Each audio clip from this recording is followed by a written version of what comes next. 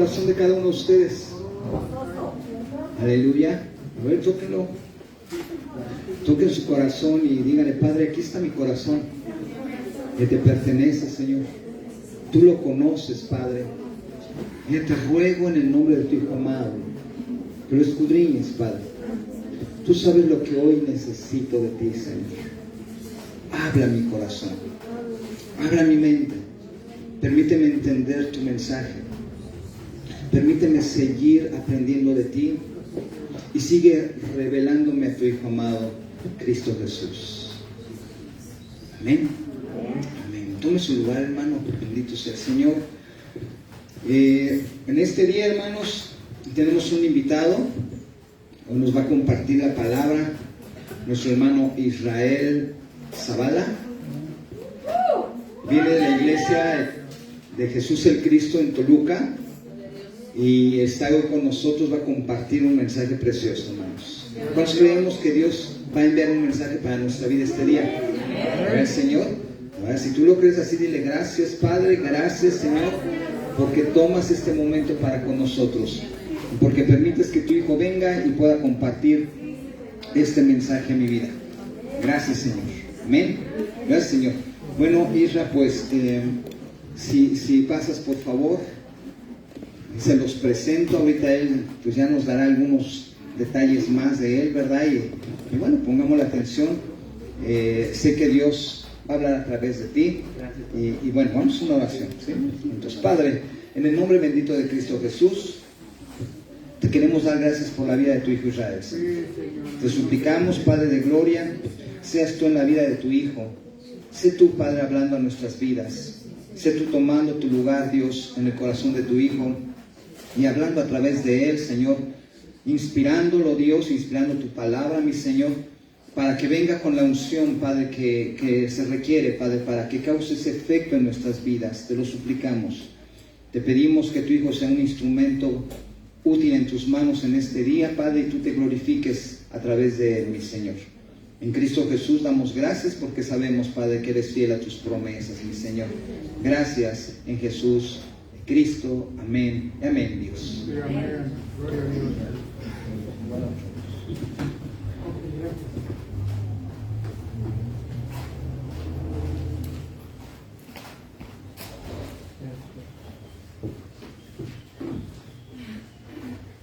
Muchas gracias, Señor. ¿Cómo están, iglesia? ¿Me escuchan bien allá atrás, hermanas? ¿Sí? Muchas gracias, gracias de verdad, gracias a Dios por sus vidas, gracias por esta hermosa congregación, gracias al Señor que hoy nos permite esta gran oportunidad de abrir los ojos, levantarnos y poder reunirnos aquí, hermanos, Amén. Gloria a Dios. para el propósito por el cual fuimos creados. ¿Usted sabe cuál es ese propósito, hermano?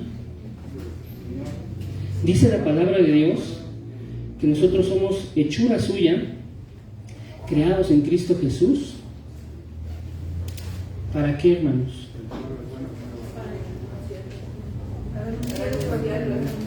Amén, gloria a Dios, para darle gloria a Él, para que andemos en esas buenas obras de las cuales el Señor preparó desde la eternidad. Él preparó de antemano, mis hermanos. Entonces, hoy quiero que vayamos, mis hermanos, al primer libro de la Biblia, a Génesis capítulo 22. Amén. Génesis capítulo 22, mis hermanos. Gloria a Dios. Vamos a leer desde el versículo 1. ¿Cuántos aman leer la palabra de Dios, hermanos? ¿Sí? Amén. Amén. Hoy quiero comentarle algunas consideraciones, por favor, hermanos. Una, que vamos a leer un poquito. ¿Sí, hermanos? Vamos a leer un poquito. ¿Cuál es el propósito de leer un poquito? Y si ustedes me lo permiten, hermano, es que podamos entender la palabra de Dios, que podamos entender cuál es el propósito, cuál es el sentido en el que Dios nos está diciendo las cosas. Esa es una, la más importante, de hecho.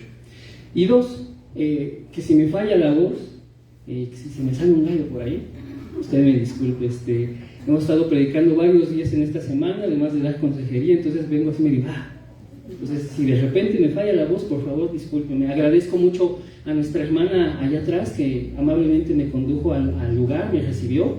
Gracias, hermana. Gracias a todos los hermanos de la alabanza, a nuestro pastor. Gracias, de verdad que parece que les pasé mi playlist, ¿no?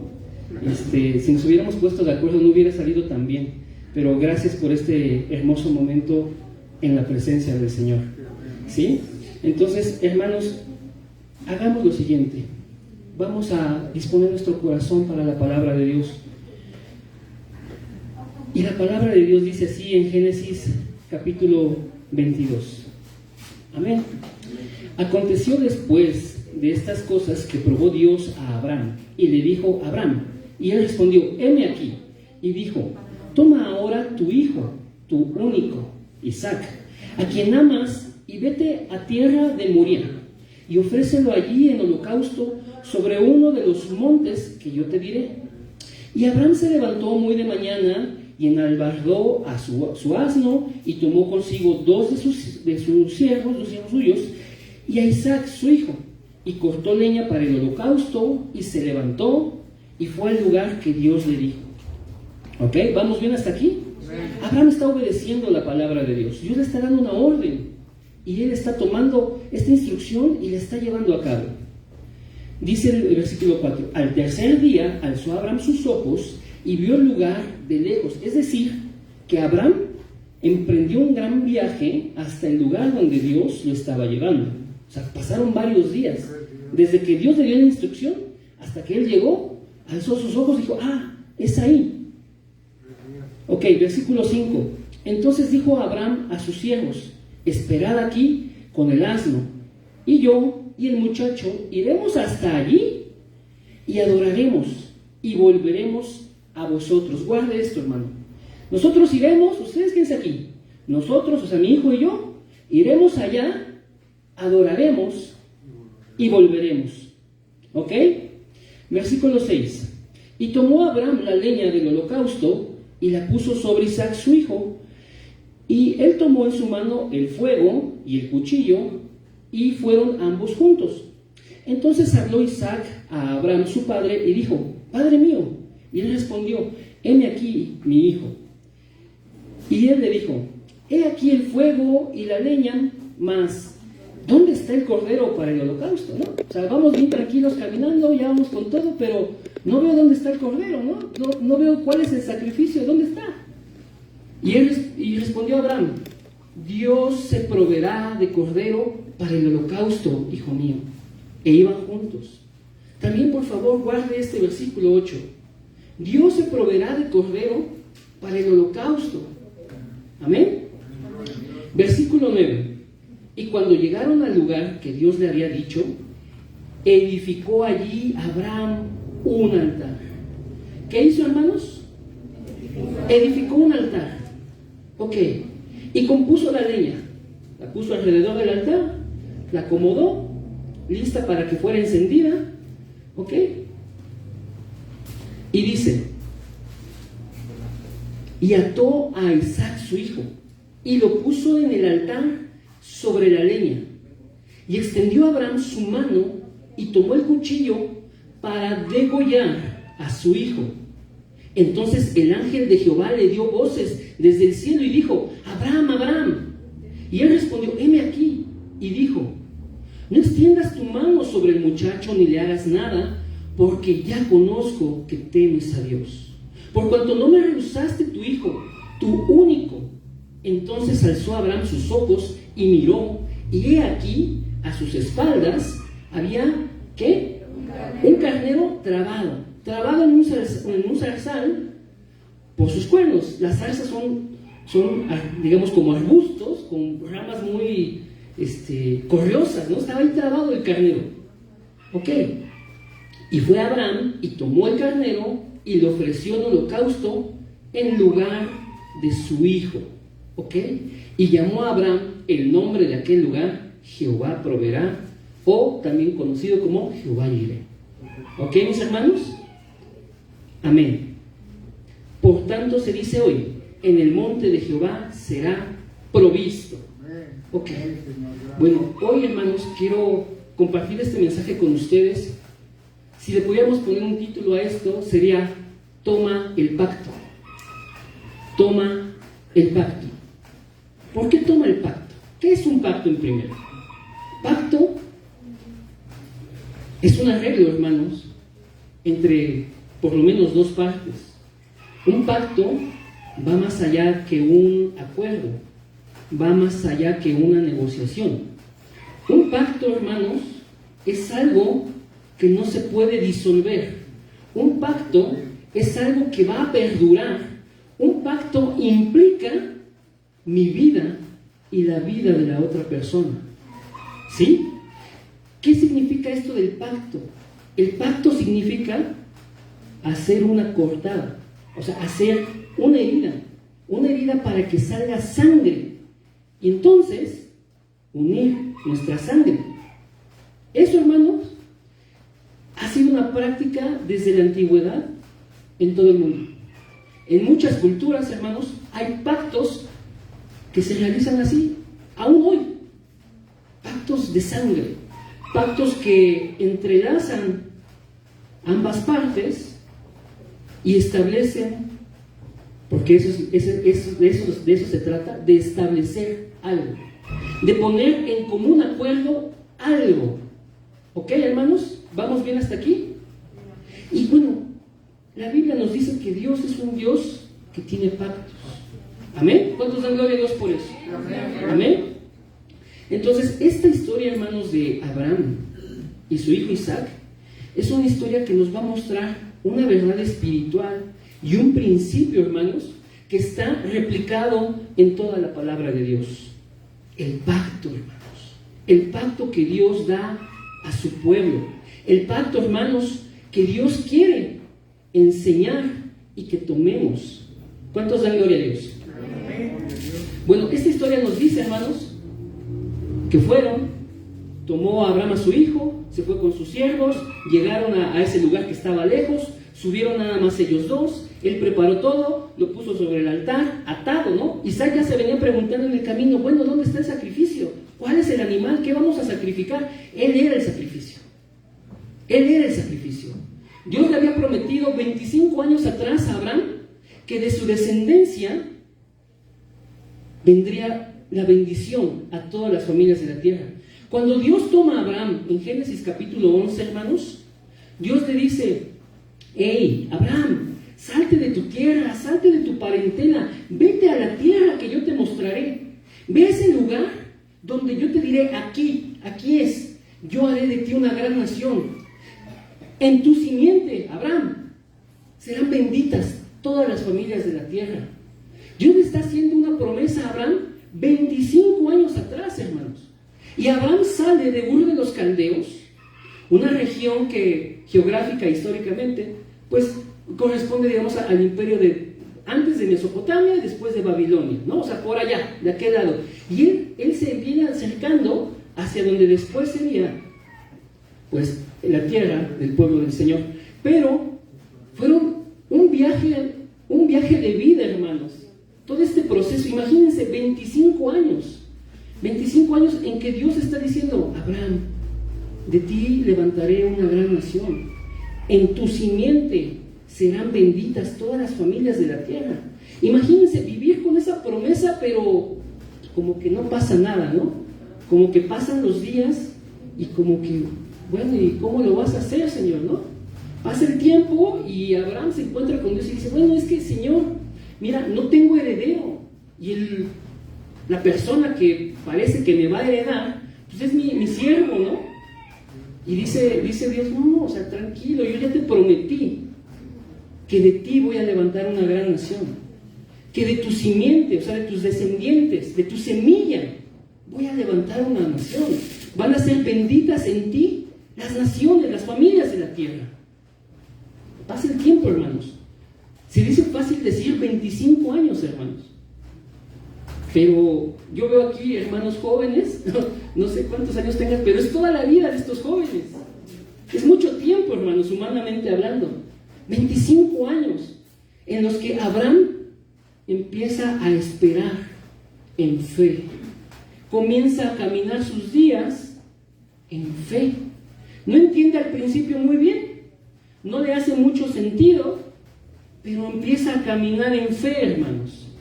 De hecho, Abraham es el padre de la fe. ¿Está de acuerdo usted, hermanos? La Biblia nos dice que Abraham fue considerado amigo de Dios. ¿Por qué es esta razón, hermanos? ¿Por qué Abraham es considerado padre de la fe y amigo de Dios? ¿Se ha preguntado alguna vez eso? ¿Qué le vio Dios a Abraham para hacerlo su amigo? ¿Y qué es lo que creyó Abraham como para que fuera el padre de la fe? ¿Alguna vez he hecho esta pregunta, hermanos? Vamos a checar esto, hermanos. Abraham es la persona a la que Dios le revela su plan. Abraham es ese ser humano que Dios toma de una tierra llena de idolatría, lo saca de ahí para mostrar su voluntad, para enseñarle su plan. Y bueno, ¿cuál es el plan de Dios?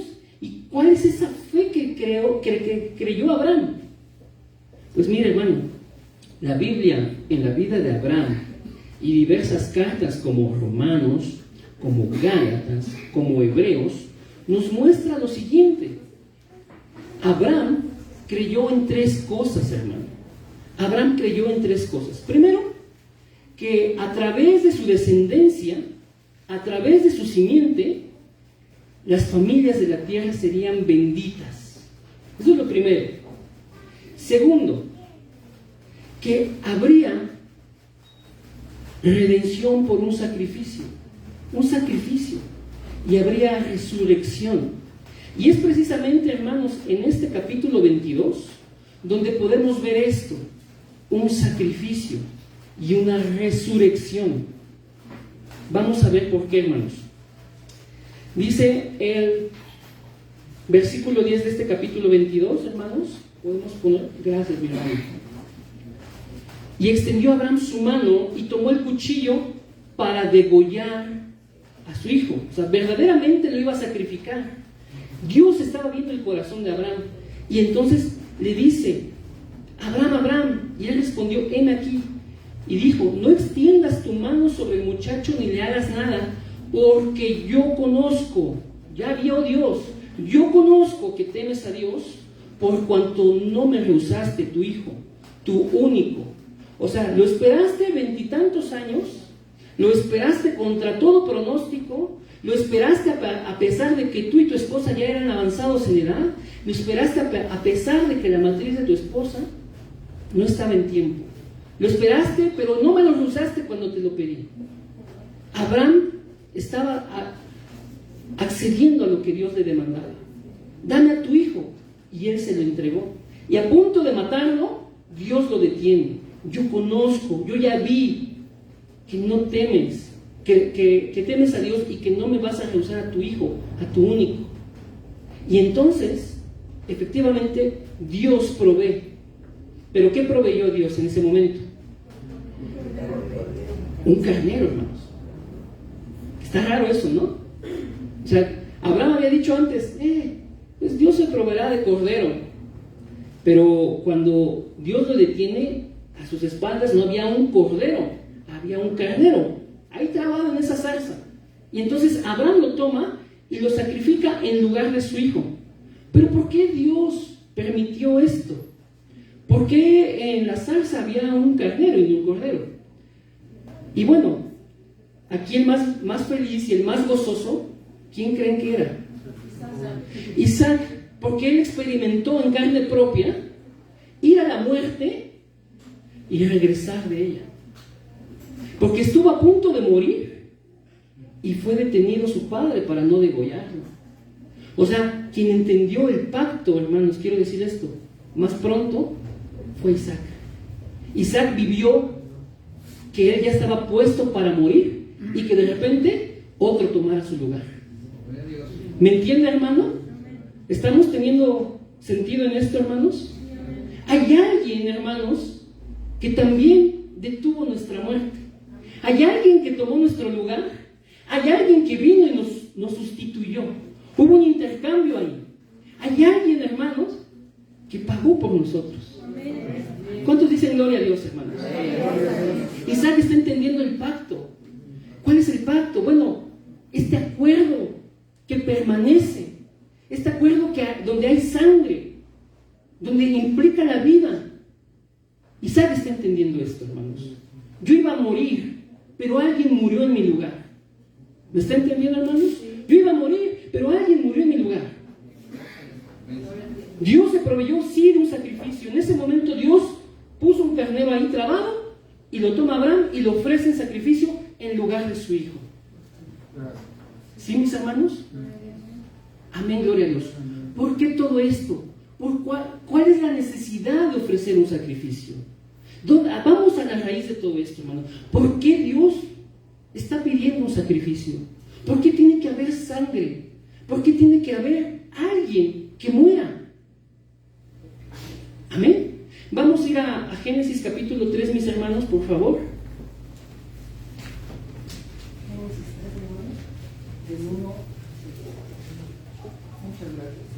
Gracias también a nuestros hermanos que están encargados de esta parte técnica. Que Dios bendiga sus vidas. Génesis 3, mis hermanos. Vamos a ver este asunto. ¿Cuál es la necesidad de que haya un pacto? ¿Cuál es la necesidad de que haya sangre? Gloria a Dios. Pero la serpiente era astuta, más que todos los animales del campo que Jehová Dios había hecho, la cual dijo a la mujer: ¿con que Dios os ha dicho, no comáis de todo árbol del huerto? Y la mujer respondió a la serpiente: del fruto de los árboles del huerto podemos comer, pero del fruto del árbol que está en medio del huerto, dijo Dios, no comeréis de él, ni le tocaréis, para que no muráis. Entonces la serpiente dijo a la mujer: no moriréis, o sea, aguanta, no, espérate, no moriréis, sino que sabe Dios que el día que comáis de él, serán abiertos vuestros ojos, y seréis como Dios, sabiendo el bien y el mal. La mujer estaba siendo engañada. Y vio la mujer que el árbol era bueno para comer. Ya cambió. Ya era bueno para comer. Y que era agradable a los ojos. Y era árbol codiciable para alcanzar la sabiduría. Entonces tomó de su fruto y comió. Y dio también a su marido, el cual comió así como ella. Primero la mujer está entendiendo que Dios había dicho: coman de todo, pero de este fruto, de este árbol que está aquí en medio, no coman, porque el día que coman van a morir. No es que me vaya yo a enojar, es que vas a morir. Yo no quiero que te mueras. No es que yo me enoje, es que si tú lo comes te vas a morir. Y yo te creé para estar conmigo. Yo te creé para que tengamos comunión. Yo te di, en primera, mi espíritu. Por mi espíritu tú eres un ser viviente. Dice la Biblia que Dios formó al hombre y sopló su aliento de vida en su nariz, y entonces el hombre fue un ser viviente. Yo te estoy poniendo mi espíritu, ser humano, para que tú vivas. Te hice conforme a mi imagen. O sea, no meramente este cuerpo físico en una primera instancia. La imagen con que Dios creó al hombre es su carácter, es su esencia, son sus atributos. Esta imagen espiritual de quien Dios es estaba depositada en el hombre. Y te bendije, te dije: multiplícate, llena la tierra, gobiérnala, sojúzgala. O sea, Dios le dio al hombre bendiciones, le dio esa imagen, esta esencia de Dios, y le dio su espíritu. Y el hombre era tal cual Dios es. Era un reflejo de la gloria de Dios. Y el hombre es engañado, hermanos, por la serpiente. Y la mujer toma del fruto, come y le da a su marido y comen, hermano. En ese momento se rompe el primer pacto que Dios le había dado al hombre. No comas de este fruto porque te vas a morir.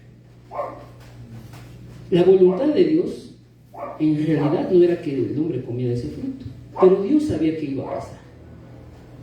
Y entonces viene Dios. Cuando el hombre abre sus ojos y se da cuenta que está desnudo, y empieza a tener miedo, se siente vulnerable y dice, ah, caray, ¿dónde estoy yo? Y empieza a agarrar hojas de higuera y se empieza a hacer un delantal para tratar de cubrir su desnudez. Eso el hombre no lo sentía antes, no lo vivía antes. El hombre no se sentía ni desnudo, ni desprotegido, ni vulnerable, ni nada. El hombre hablaba con Dios y estaba con Dios en plena comunión, en armonía, hermanos. Pero el hombre abre sus ojos a la carnalidad y entonces se da cuenta que está desnudo, que es vulnerable. El hombre empezó a experimentar esa muerte, empezó a ser separado de Dios progresivamente. Si antes tenía vida y escuchaba la voz de Dios y el hombre acudía a su encuentro, ahora, cuando la Biblia dice que Dios andaba por ahí y de repente el hombre lo oyó y escuchó su voz, agarró y se escondió. Se fue y se metió detrás de algo, se escondió. Tuvo miedo. ¿Cuándo el hombre tenía miedo de Dios? No tenía miedo de Dios. Habitaban juntos en armonía, hermanos. Habitaban juntos en esta relación tan especial cuando Dios está con el hombre. Entonces, hermanos, el hombre queda separado de Dios. La palabra muerte, hermanos, significa separación. El hombre empieza a experimentar esa muerte espiritual. Escucha la voz de Dios y en lugar de alegrarse, tiene miedo. En lugar de ir al encuentro con Dios, se esconde. Empieza a ser separado, hermanos. Y el hombre, hermanos, queda en pecado. ¿Qué significa pecado? Pecado significa fallar, errar, no darle al blanco. El hombre fue puesto por Dios para darle gloria a Él, para estar con Él. Y es precisamente donde el hombre está fallando, donde el hombre no le está atinando. Ese es el error, ese es el pecado. Fuiste puesto para estar con Dios, fuiste puesto para darle gloria y estás fallando en eso. Eso es pecado, hermanos. Tu sentido de existir no se está cumpliendo. Y entonces, hermanos, además de eso, ya lo demás es terrible, además de eso, el hombre que fue puesto por Dios para gobernar la creación, para gobernar la tierra, para llenarla con otros hijos y que también fuera reflejo de la gloria de Dios, es decir, que toda la creación se cubriera de la gloria de Dios, le entrega esas bendiciones a Satanás y Satanás comienza a gobernar entonces. Satanás se hace dueño del hombre, se enseñorea de él. El hombre pierde las bendiciones y comienza a ser arrastrado progresivamente por los impulsos que Satanás pone. La Biblia dice, vamos a leerlos, hermanos, vamos al libro de Efesios. Vamos a leer en la carta a los Efesios, el versículo 1, capítulo 2, versículo 1, mis hermanos.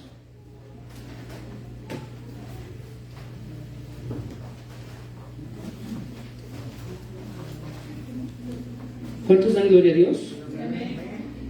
¿Me está entendiendo hasta aquí, hermano? Amén. Efesios capítulo 2, versículo 1.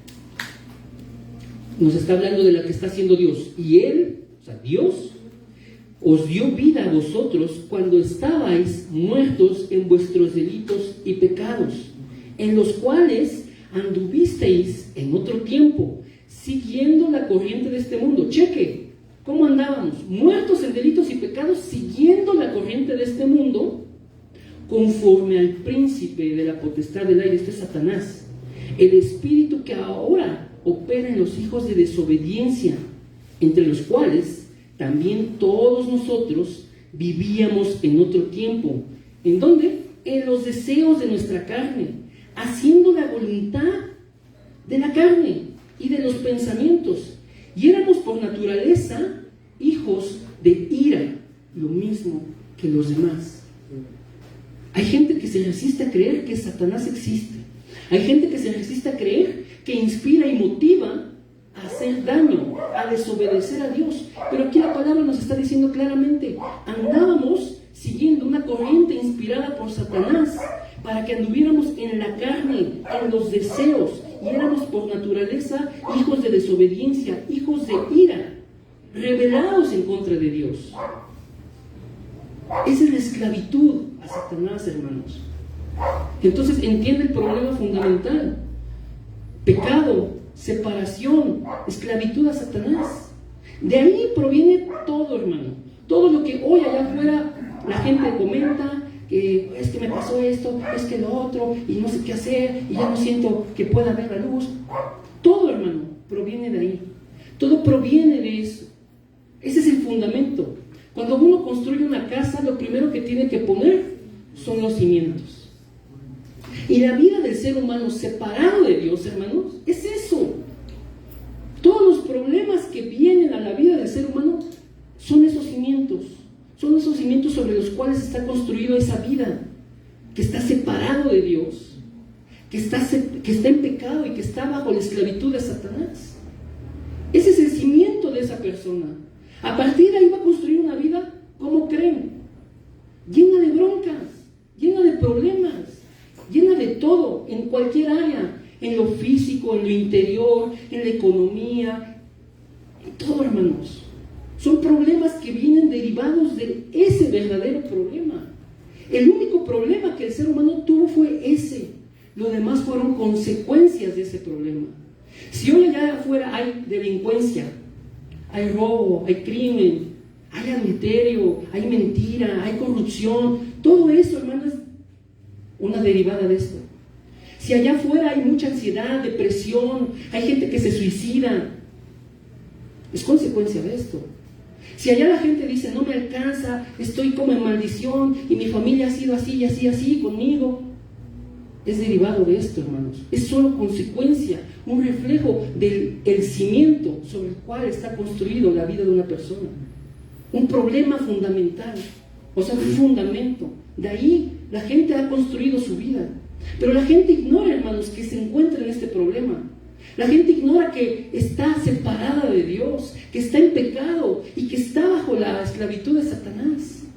La gente lo ignora y no entiende por qué vive de la manera en que vive. Sencillamente, hermanos, son como víctimas de esa circunstancia. Son arrastrados por algo que está puesto desde antes. Y viven una existencia, hermanos, de pura agonía, de puro sufrimiento. ¿Ha visto cómo hacen los peces cuando los sacan del agua? ¿Cómo hacen, hermano?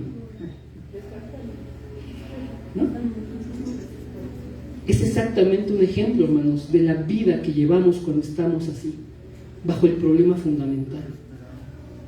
El pez es sacado del agua. Para que viva necesita estar en el agua.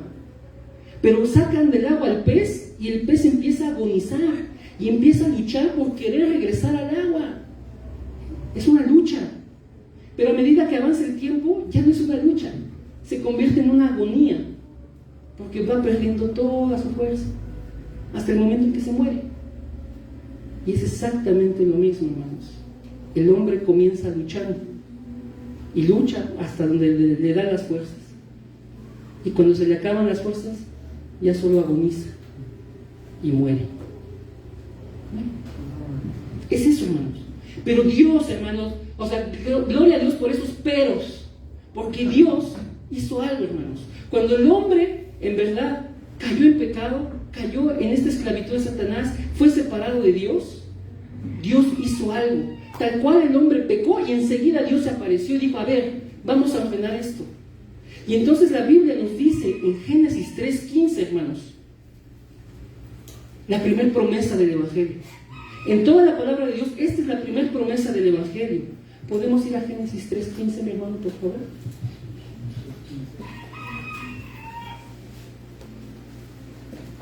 Amén. Dios se acerca a ellos, a Adán, Eva y a la serpiente. Después de que ellos comieron el fruto y se escondieron y Dios los encuentra, Dios se acerca y le dice esto a la serpiente: pondré enemistad entre ti y la mujer, entre tu simiente y la simiente suya. Esta te herirá en la cabeza y tú le herirás en el calcañar. Dice Dios, mira, de tus descendientes, serpiente, van a herir a alguien en el talón, en el calcañar, pero de la descendencia de la mujer, de esa semilla de una mujer, esa semilla va a venir y te va a aplastar la cabeza. Esta es la primera promesa del Evangelio, hermanos. Hay alguien que va a venir en el futuro, dice Dios, que solamente es nacido de una mujer. Es la semilla nada más de una mujer, no de un hombre, de una mujer. Va a ser nacido solamente de una mujer. ¿A quién creen que apunta eso, hermanos? A Jesús, nacido de una virgen. Esa simiente, esa semilla de una mujer va a venir y le va a aplastar la cabeza a Satanás.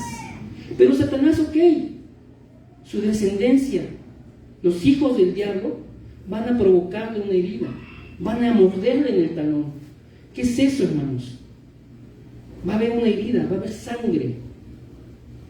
Jesús, una vez que Pedro le fue revelado que él era el Cristo, dice la palabra de Dios que comenzó a anunciarles en repetidas ocasiones su muerte.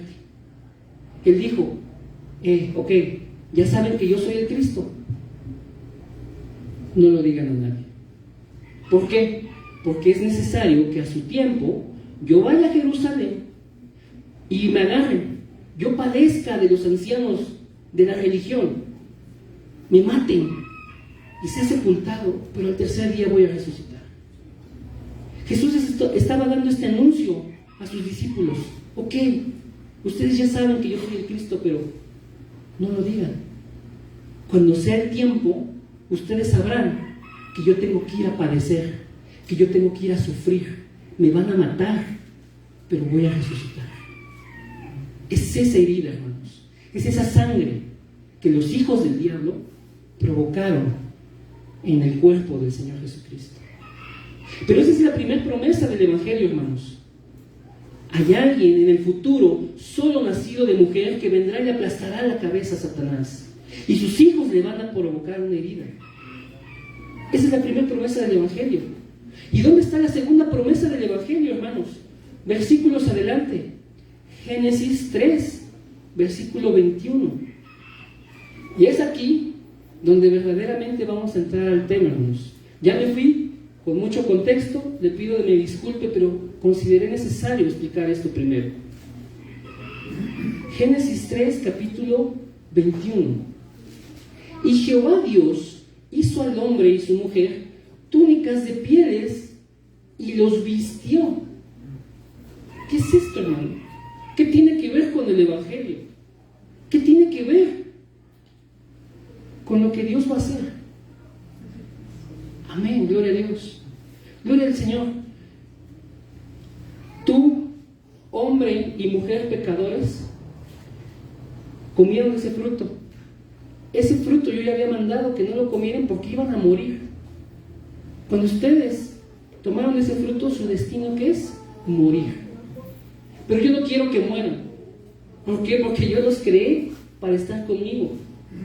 Pero si yo no los dejo que mueran, si yo no dejo que alguien pague, yo no sería Dios, porque no sería yo justo. Yo no puedo quebrantar mi propia ley, mi propio mandato. ¿Me está entendiendo, hermano? Alguien tiene que morir. Alguien tiene que pagar. Ya hay quien desobedeció y su paga es la muerte, ¿no? Romanos 6:23. La paga del pecado es muerte. ¿Pero qué dice la segunda parte? Mas la dádiva del Señor es vida eterna en Cristo Jesús. Hay alguien que está condenado a muerte, Adán y Eva. Pero Dios no quiere matarlos. Pero tiene que haber muerte. Alguien tiene que pagar. Y entonces Dios toma unos animales y los sacrifica. Y con eso, hermanos, viste al hombre y a la mujer. Estaban desnudos, estaban avergonzados, estaban vulnerables. Esa es la condición del pecado, hermanos. Pero viene un inocente, alguien que no tiene culpa, muere en nuestro lugar y su inocencia viste al pecador. Una vida por otra vida. ¿Me está entendiendo, hermano? Una vida por otra vida. inocente muriendo por un culpable. Alguien que no ha cometido pecado muriendo por un pecador. Dios está estableciendo aquí, hermanos, que para que haya perdón de pecado tiene que haber un sacrificio de sangre. Y la Biblia nos dice en el libro de Levítico que la vida de toda carne está en su sangre. Y entonces cuando esa sangre es derramada, hermanos, hay remisión de pecado. ¿Sí, mis hermanos? ¿Sí, mis hermanos? ¿Cuántos dan gloria a Dios? Ok, ahora sí, vuelvo a la historia de Abraham e Isaac. ¿Ya se cansó, hermanos? ¿No? ¿Cuántos dan gloria a Dios? Amén, gloria a Dios. Ahora sí, hermanos, vámonos derecho. Bien, tiene que haber un sacrificio, hermanos, para que haya perdón de pecados.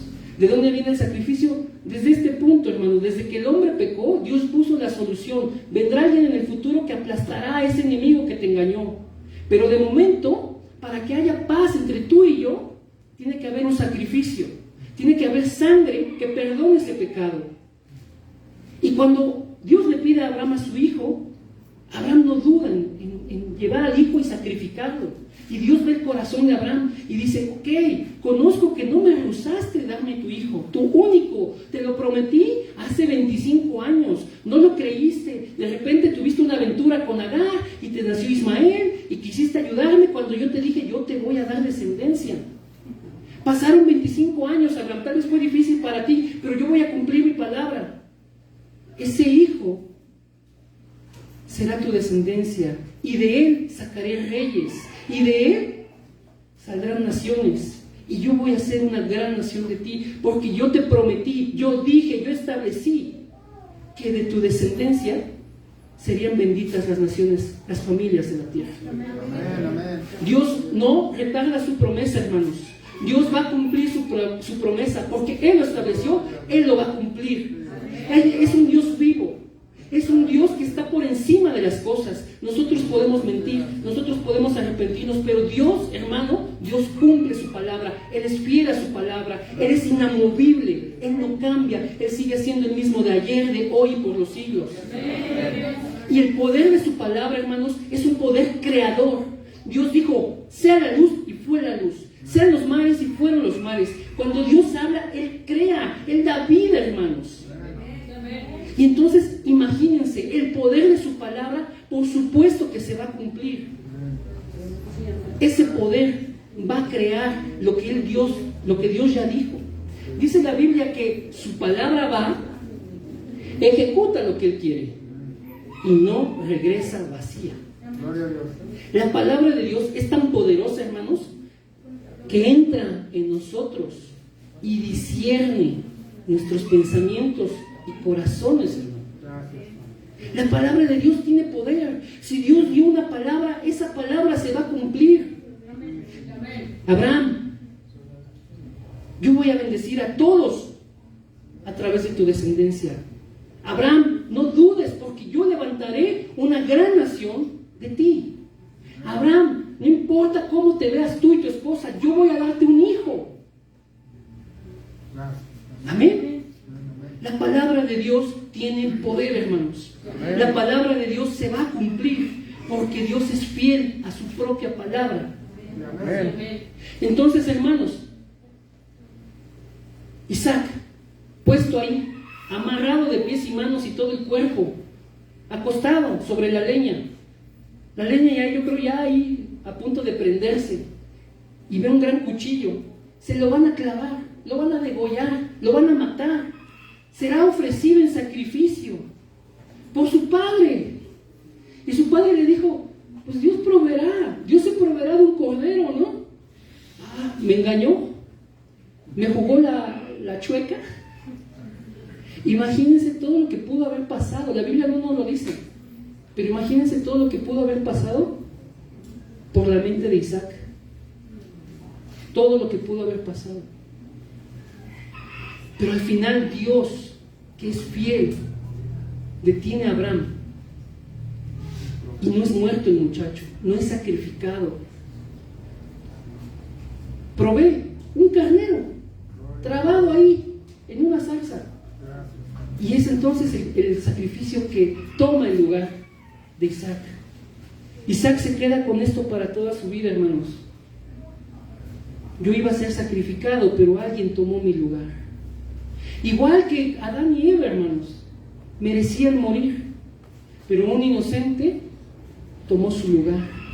Hubo un inocente que derramó su sangre, tomando su lugar.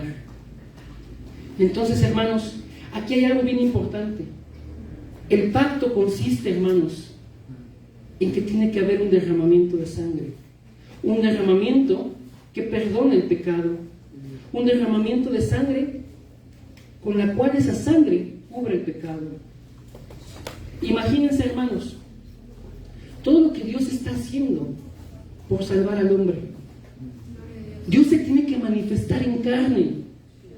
Dios, siendo el Dios de la gloria, el que habita en luz inaccesible, el que es santo y que ningún hombre ha visto, se tiene que manifestar en carne. Tiene que nacer en las condiciones más humildes. Y entonces se prepara un cuerpo, hermanos. Dios se prepara un cuerpo según el libro de Hebreos. Viene a este lugar, nace, crece como hombre, y a su tiempo comenzó su ministerio terrenal. Jesucristo, hermanos, ese cuerpo humano, hermanos, contenía sangre, la sangre de un inocente, la sangre que no tiene mancha, una sangre perfecta, de alguien que no ha cometido nunca pecado, que fue tentado en todo, pero no falló, hermanos. Jesucristo es el sacrificio perfecto, hermanos, por el pecado del mundo. Jesucristo tiene una sangre que es propicia, es decir, que es idónea para pagar por el pecado. Cuando Abraham dice, Dios se proveerá cordero, estaba profetizando, hermanos, estaba dando un anuncio del cordero que quita el pecado del mundo. Cuando Jesús viene a Juan y es bautizado y se comprueba en la visión que Juan el Bautista tiene de que Jesús es aprobado, Juan el Bautista ya no veía a Jesús como de manera normal. Juan el Bautista vio a Jesús como el Cordero de Dios que quita el pecado del mundo. Esto está en Juan 3, hermanos. Ya no lo vio como mi primo, que soy un poquito mayor que él. O sea, cuando Jesús viene a Juan, Juan lo reconoce y le dice, no, yo debería de ser bautizado por ti. Yo no soy digno de él, no soy digno de amarrarle su calzado. Pero dice, no, hagámoslo así porque es justo, esto es justicia. Y Juan el Bautista comienza a ver a Jesús, hermanos, como ese Cordero de Dios, esa persona aprobada por Dios para poder ser sacrificado en nuestro lugar, ser ese inocente que va a derramar su sangre por nosotros. Con su sangre perfecta, hermanos, cubrió multitud de pecados. Con su sangre perfecta, hermanos, nos redimió, es decir, nos rescató. Él era idóneo para ser sacrificado, para pagar esa ofensa. Y entonces Dios hace la expiación. ¿Qué es la expiación? Poder hacer este sacrificio que paga. Jesús es ese Cordero Pascual, ese Cordero que fue sacrificado en la Pascua, Éxodo 12. Dios le dijo a Moisés, mira, yo endurecí el corazón de Faraón y mostré en él mi poder. Le he enviado las plagas y he azotado a Egipto. ¿Por qué? Porque ellos deben de conocer quién es Dios. Estoy avergonzando a sus dioses. Pero solamente vas a ser libre cuando tú te comas este cordero de la Pascua. Tú tienes que inmolarlo y su sangre la tienes que pintar en los postes y en los dinteles de tu casa. ¿Por qué? Porque va a venir el ángel y va a matar a los primogénitos. Pero donde el ángel vea la sangre de ese cordero inmolado, va a pasar por alto. Eso es lo que significa Pascua, pasar por alto, pasar de largo, hermanos. Entonces, hermanos, hoy tenemos la gran bendición de que la sangre del cordero inmolado esté sobre nosotros, puesta como una señal, pintada en nosotros, hermanos. Y la muerte entonces pasa de largo, hermanos. La muerte entonces no nos toca. Porque Dios ya puso una señal de salvación. El Cordero inmolado fue sacrificado para salvarnos. ¿Cuántos dan gloria a Dios, hermanos? Y el pacto que Dios está estableciendo, hermanos, es en la sangre de Cristo. Un pacto eterno, hermanos. Anteriormente, cada sacrificio cubría de manera temporal. Cubría solo por un momento. Había paz momentánea entre Dios y el hombre. Y entonces los sacrificios eran llevados continuamente. Y el sacerdote tenía que hacerlo primero por su pecado y después por el pecado del pueblo. Y continuaban los sacrificios. Y cuando el sacerdote moría, lo tenía que suceder el hijo. El hijo tenía que entrarle al quite, entrar en el lugar del papá. Y así continuamente, hermanos. Todos los sacrificios que se hicieron eran temporales. Temporales, hermanos. Pero la sangre de Jesucristo es un sacrificio completo, es un sacrificio absoluto, es un sacrificio de verdad, hermanos, suficiente. No necesitamos nada más, hermanos. Vamos a verlo, hermanos. Vamos a ir al libro de Hebreos, el capítulo 9, hermanos, por favor. Hebreos 9.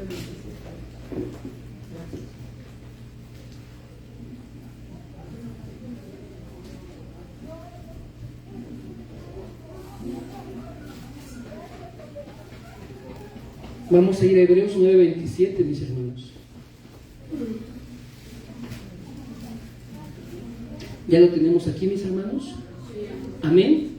Y de la manera que está escrito, que está establecido para los hombres que mueran una sola vez y después de esto el juicio.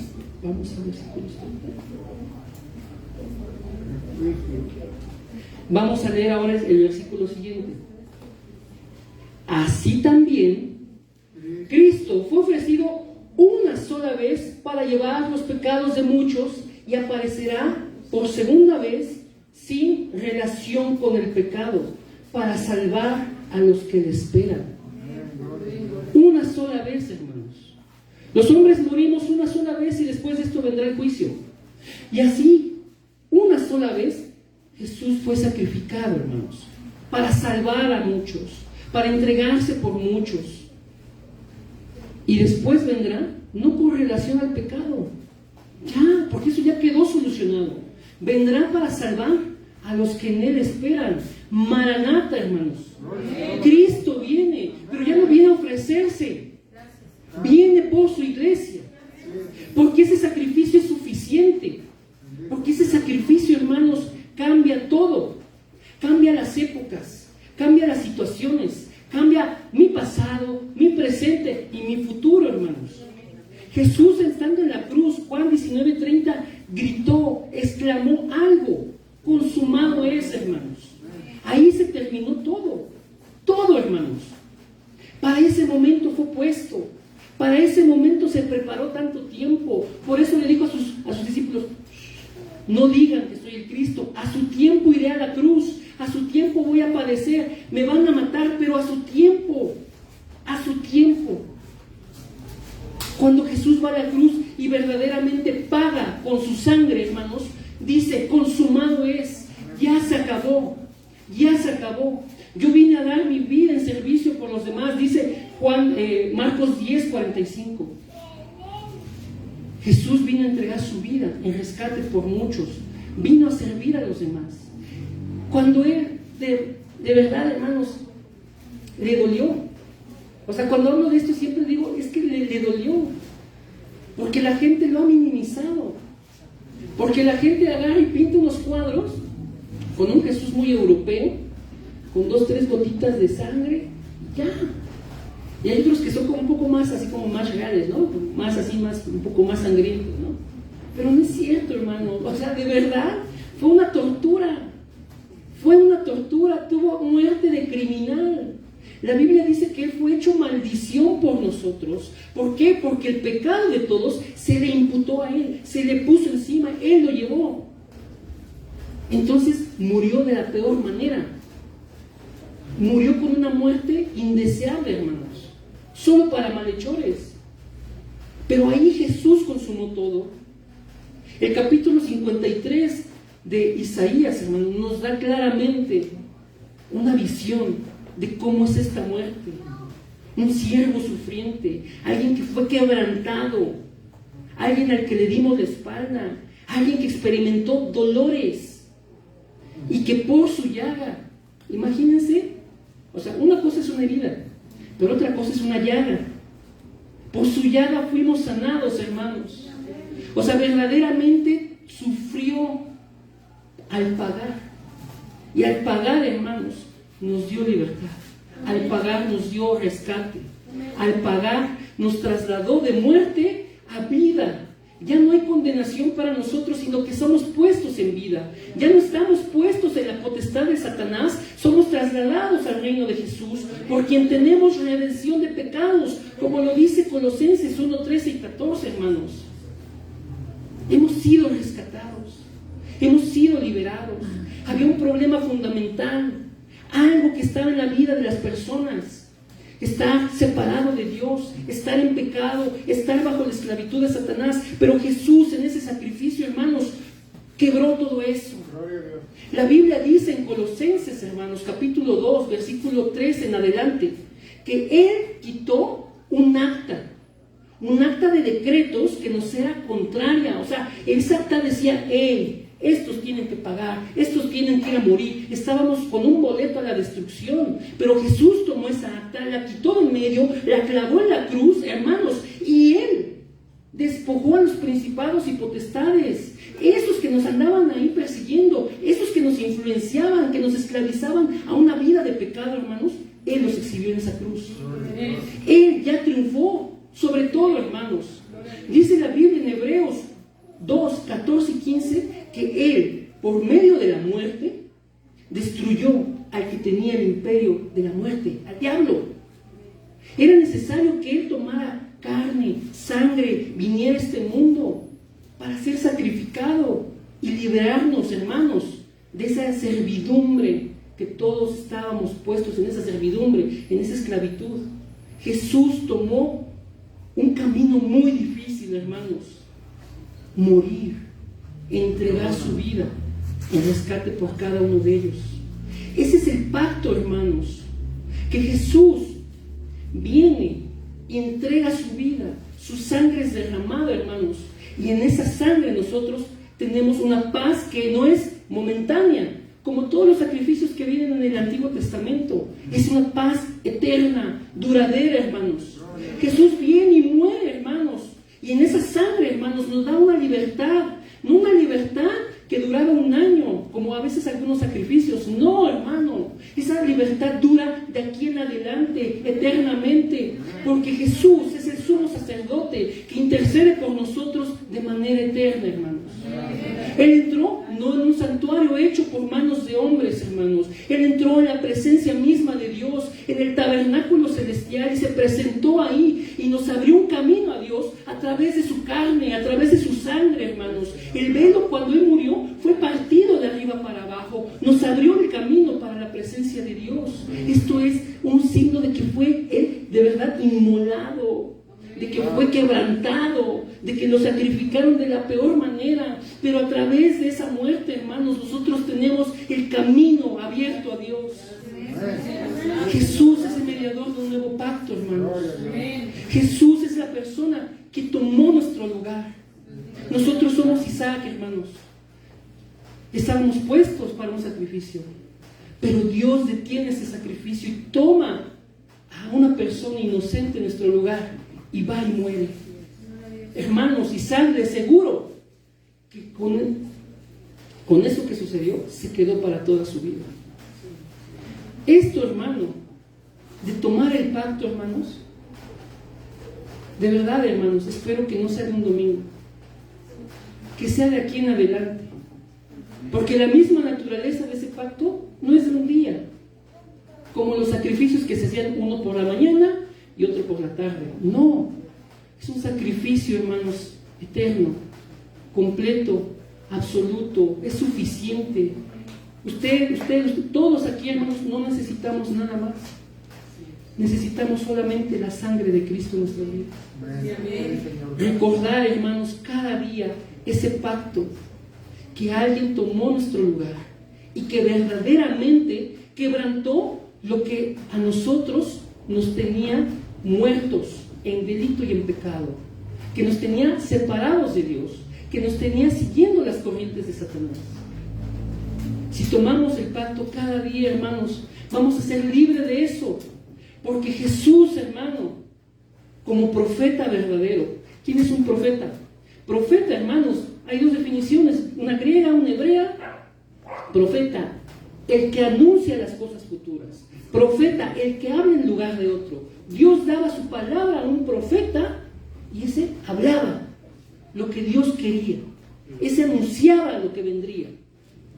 Pero esa palabra, hermanos, que fue dada a los profetas era para reconciliar al hombre con Dios. Y Jesús, como el verdadero profeta, hermanos, hizo eso. Quitar la separación, reconciliarnos con Dios, hermanos. Su palabra, la semana pasada, su palabra son palabras de vida eterna, hermanos. Ese fue el mensaje la semana pasada. Las palabras que Jesús nos da son palabras de vida eterna, porque ese es el resultado de nuestras vidas. Juan 10, 27 y 28 nos dice que nosotros somos ovejas del Señor. Él nos conoce, nosotros escuchamos su voz y que Él nos toma y que nos da vida eterna. No pereceremos, nadie nos puede arrebatar de su mano. Una vez que ya somos tomados por el Señor, tenemos vida, hermanos.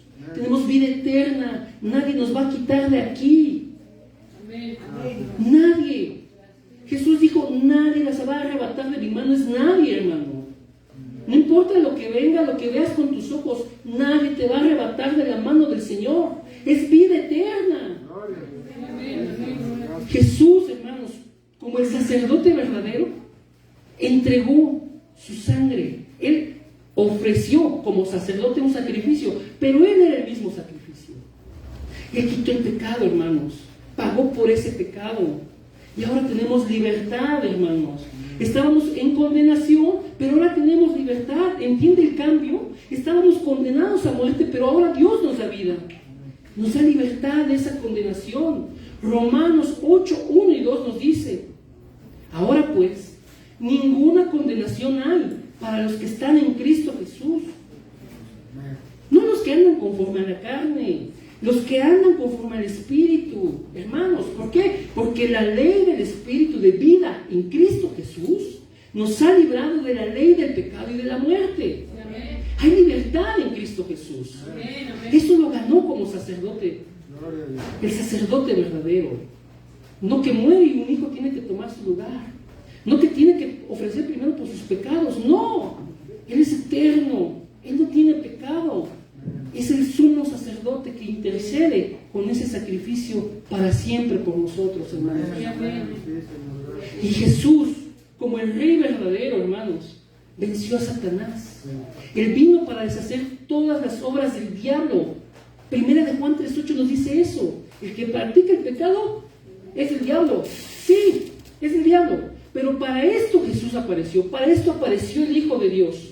Para deshacer todas las obras del diablo. ¿Cuáles son las obras del diablo? Juan 10:10 nos da un resumen, hermano. El enemigo viene para matar, hurtar y destruir. En cambio Jesús, hermanos, viene para que tengamos vida, vida en abundancia. El enemigo viene a destruir, pero Jesús viene a dar vida. Jesús vino a quitar las obras del diablo. Todo aquello que el mundo nos sembró, que nos arraigó en la mente y del corazón, Jesús viene a quitarlo, Jesús viene a arrancarlo, Jesús viene a borrarlo, para sembrar en nosotros las cosas que sí son de su Espíritu, las cosas que son agradables a Dios, las cosas, las obras buenas, dice Efesios, las cuales Él preparó de antemano para que anduviéramos en ellas. Jesús es el Rey verdadero. Los reyes estaban puestos para dar victoria. Jesús vino a dar victoria, hermanos.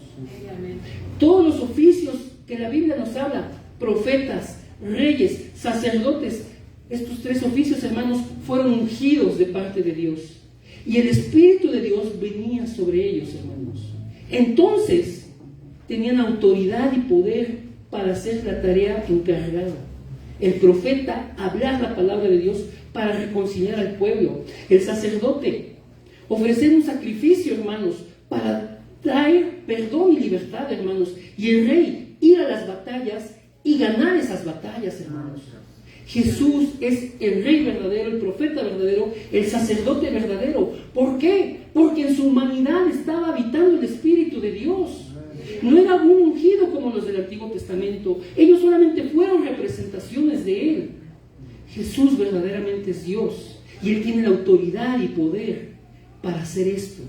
Él estaba verdaderamente ungido por el Espíritu de Dios, porque el Espíritu de Dios habitaba en Él. Colosenses 2:8. En Jesús corporalmente habita toda la plenitud de la deidad. Vea este misterio, hermano. En un cuerpo humano está todo Dios. Todo Dios, hermano. Él tiene la autoridad y el poder para quebrantar lo que a nosotros nos llevó a una vida de verdad en tinieblas.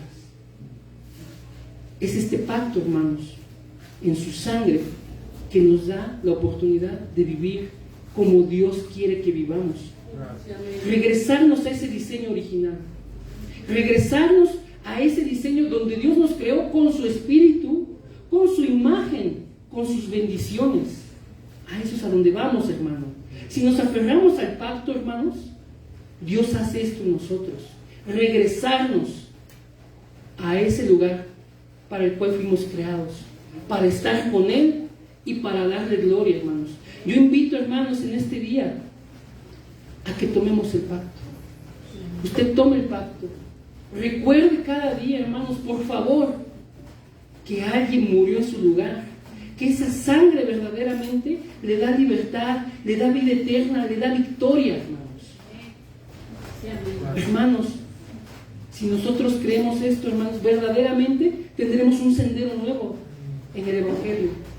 Porque hay mucho cristiano frustrado que dice: es que yo no tengo victoria en mi vida, es que yo no puedo con esto, es que este pecado me agobia, es que mi situación es así. Hermanos, si nosotros tomamos el pacto, hermanos, vamos a recordar verdaderamente la obra de Jesús, que consumó todo en la cruz. Consumó todo en la cruz. Entonces, hermanos, no seamos engañados por Satanás. Él ya consumó todo en la cruz. No hay que temer, no hay que acongojarse, no hay que achicarse. Jesús ya consumó todo en la cruz, y esa es nuestra certeza, hermanos, que si Él ya venció, nosotros también podemos vencer. Tomemos este pacto, hermanos, recordando la obra de Jesús en nuestra vida, y entonces, hermanos, Dios hará sendas donde no las hay. Dios hará un camino donde la gente dice: no, ¿cómo le va a hacer? No, es imposible. Ahí Dios va a obrar. Ahí Dios va a obrar, porque Él es fiel a su palabra, hermanos, y esa palabra tiene poder para crear. Dios va a crear a favor nuestro. Entonces, hermanos, vamos a ponernos en pie, por favor, y vamos a orar. Vamos a tomar este pacto, hermanos.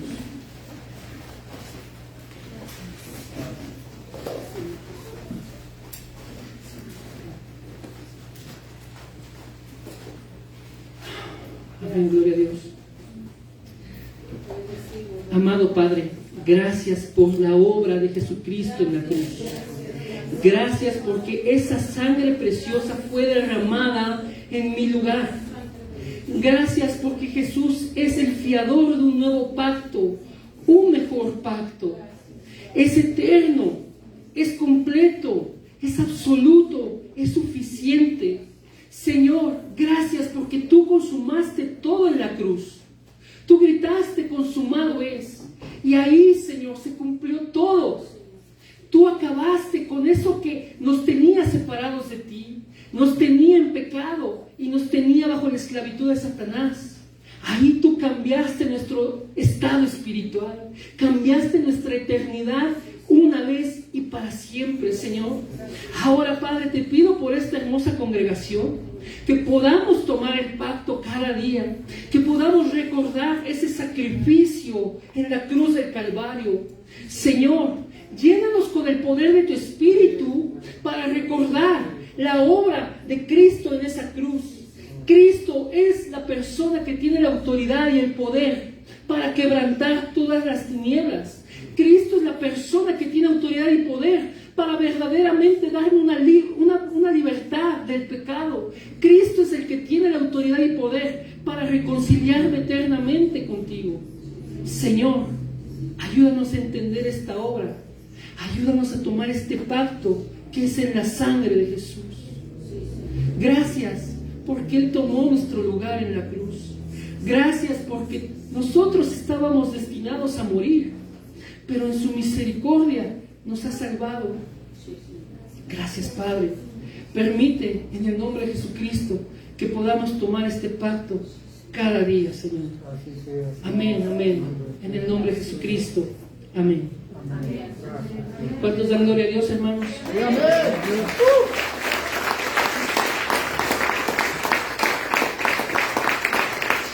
Ok, déjenos fuerte el aplauso a nuestro Padre Celestial. Ha quedado esta presentación, este hermoso mensaje. Y bueno,